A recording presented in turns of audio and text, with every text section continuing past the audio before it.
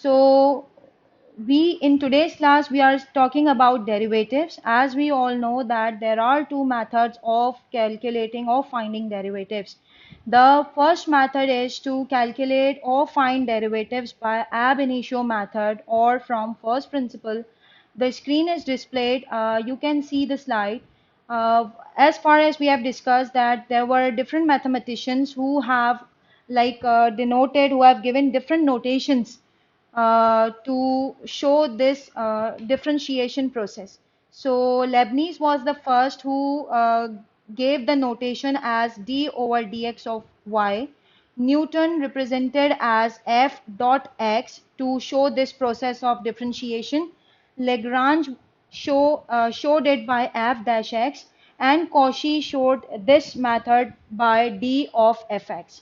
Now moving towards the method, as we have already discussed in our previous classes, in order to find derivative by ab initio method, there are basically four steps. Given is the function in the that is denoted by fx. The very first step is produce change. I'm showing my spotlight. Please see over here. This is the very first step in which you will produce change. What is the change? Change is del x. What we have to do? We have to just add del x in the given function. Whatever is the question, whatever is the given equation, just produce del x in the actual given question. Now this is the first step. In the second step, we will take the difference. Difference of what? Difference of the new equation from the old from the new one. What was the old equation? Old equation was the given question. What was the new equation? The new equation is the one in which you have produced the change, which is denoted by x plus del x. So in the second step we have to take the difference. In the third step we have to divide the answer of second step by del x. See, it's visible. Same second step is written and this is getting divided by del x. And in the very last step, you have to produce limit del x approaches to 0. Let me clear you one thing, that in the second step, most of the calculations we do in the second step. So calculation includes taking LCM or taking LCM or rationalizing. Okay. So these are the four steps that we are going to follow. Let me show you one example to demonstrate the method.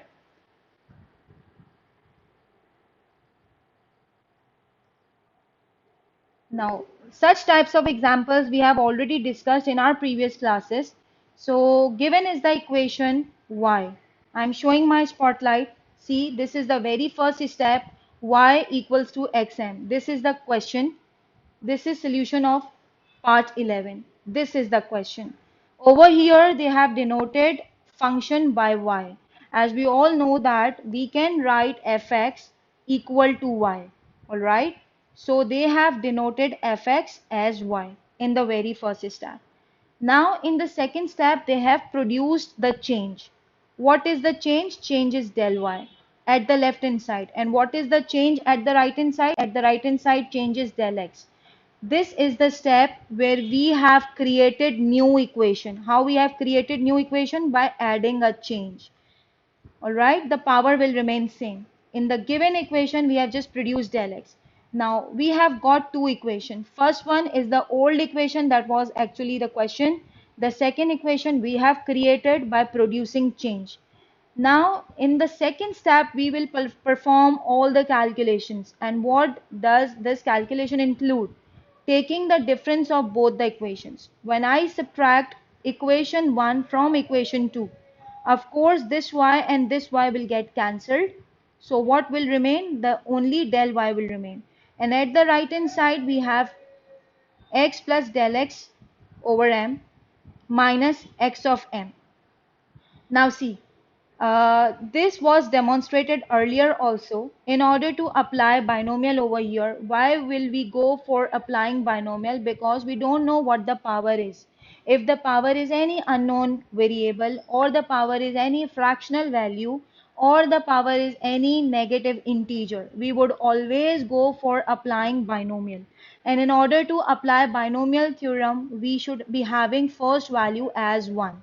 So in order to make this value equal to 1, I would divide by xm, or I would take x power m common. So when I would take this x power m common, or I divide this value, this first value where I'm showing my spotlight, by x, so I'll get 1 over here. In the second term, we will be having del x over x. Why? Because I have divided and multiplied this expression by xm. Why I did so? Because I wanted to have first value as 1. This value will remain same. Now see, there are two values in this step. First is this entire bracket and the second is this value. Now second value will tell you what common you have to take. As I have set x power m as my second value, so I would take x power m common. When I take common from this step, this common would be written outside the bracket, and inside the bracket its 1 would be written at its place. Okay, now over here I can apply binomial. For you people, binomial is already written. What is binomial? Binomial is 1 plus nx plus n minus 1 x square over upon 2 factorial and so on. Let me remind you, we have to take only 3 terms in the binomial. So they have just shown the 3 first terms, right? And since this over here we have minus 1, so minus 1 is written as it is. After taking del x common, this del x is common in all the terms. ठीक है, तो इन्होंने क्या किया हुआ है, इन्होंने इस del x को common निकाला हुआ है. And after taking this del x common, we would be moving to third step. And what would be the third step? Third step is dividing the answer of second step by del x. तो जब आप del x से divide करेंगे तो left hand side पे del x appear हो जाएगा, and at the right hand side ये del x और del x cancel हो जाएगा. The entire bracket would be written as it is.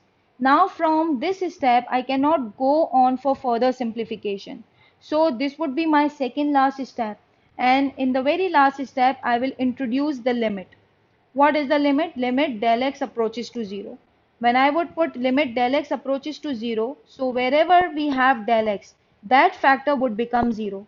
Over here we have del x, over here we have del x.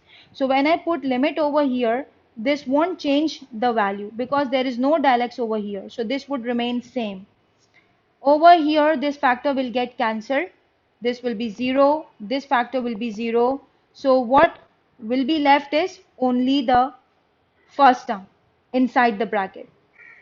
And this is how I have got the answer for this question. All right. Showing you one more example to demonstrate the steps of the method. Let me show you. Now see, this is the question. Again, what is the requirement? Requirement is we have to find the derivative. Again, by which method? By first principle method. Now, when they say to use first principle method, it is understood that we have to use all the like 4 steps. So let me show you this for part 1. Given is the question in fx, the first step is denote the question equal to y or make it equal to fx. This is the first equation. Now in the first step, according to method, I have to produce the change. When I will produce the change in the first step, so change in y will be y plus del y and change in x would be x plus del x. See, in place of x, they have written x plus del x, producing change. This is how we have got second equation. Now, in the second step, we have to perform all the calculations. Now, what does this calculation include? In the very first step, you have to take the difference of old from new. New is this equation, old is this equation. When I take the difference, at the left hand side, y would be cancelled with y, and at the right hand side, I cannot go for further simplification. So math says when you don't have any like solution, so you use mathematical techniques, either take LCM or go for rationalization. So since I cannot go for taking LCM, I would rationalize it by the conjugate. And what is the conjugate of this factor? Again, the value would remain same, only the central sign will be opposite. So multiplying and dividing the value by conjugate, after multiplying or after rationalizing this factor in the numerator, I can have a square minus b square, because these both are having same values, only the signs are opposite. So we have one formula of algebra which is a minus b, a plus b, which is equal to a square minus b square. So in the numerator, I have applied the formula. This will cancel the radical with power. So this radical and this power will get cancelled.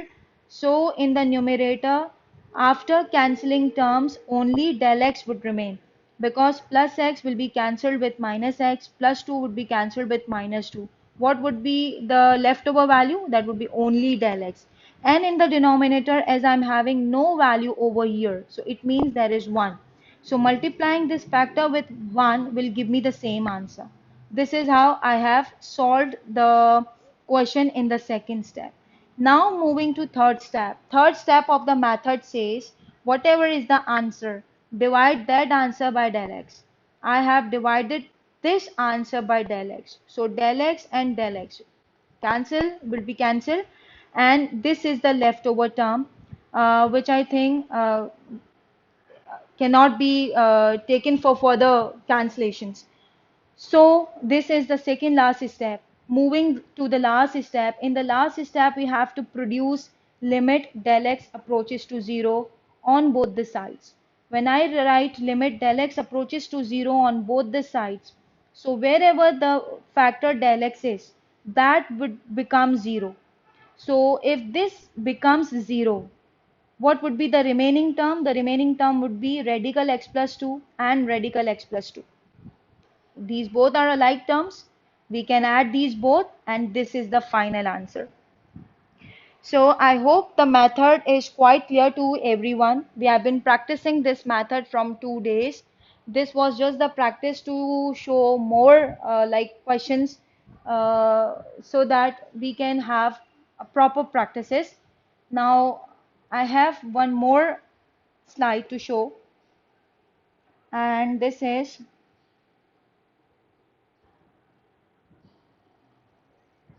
now see, again same question, different question of the same type. No doubt we have different values, but the type is exactly same. Again, what is the requirement? Requirement is to find derivative by first principle. Now first principle has 4 steps. In the very first step, we have one equation, which is y equals to something. The step 1 says produce change at both the sides. Of course, when I produce change in x, I would show it by del x. And when I have to produce change in y, I would show it by del y. So this is how I have got my second equation. Second equation is only that way different, in which we have produced change. We have written x plus del x in place of x. This is how we have got the new equation.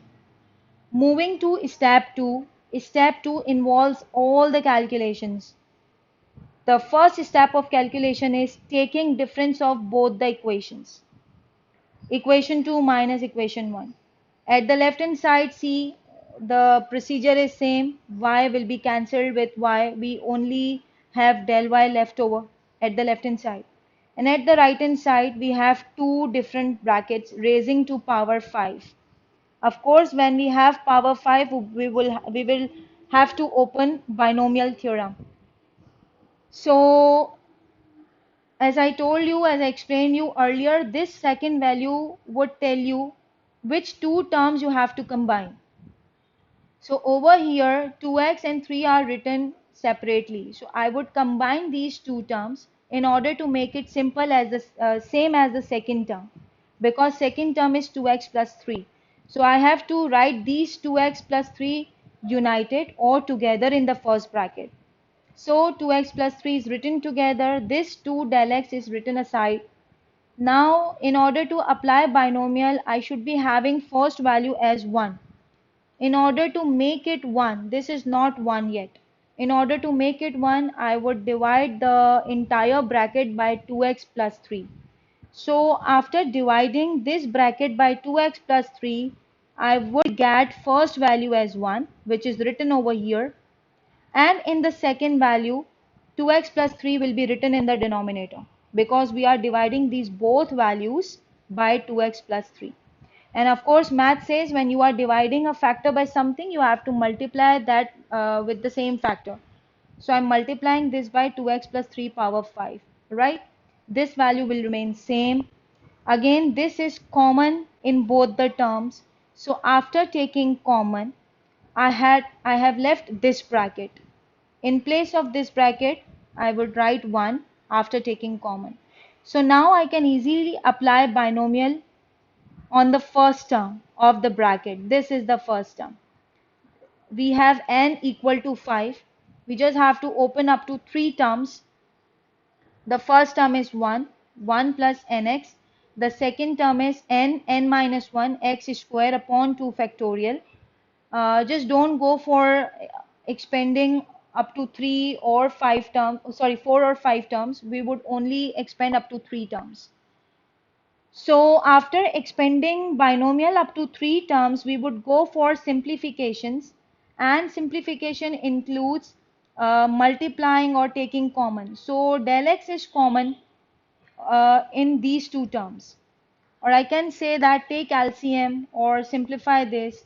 So after taking del x common, the leftover bracket is written as it is.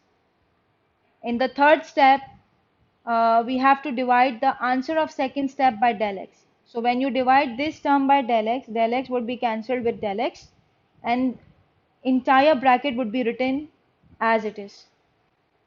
Now from here I cannot go for any further simplifications.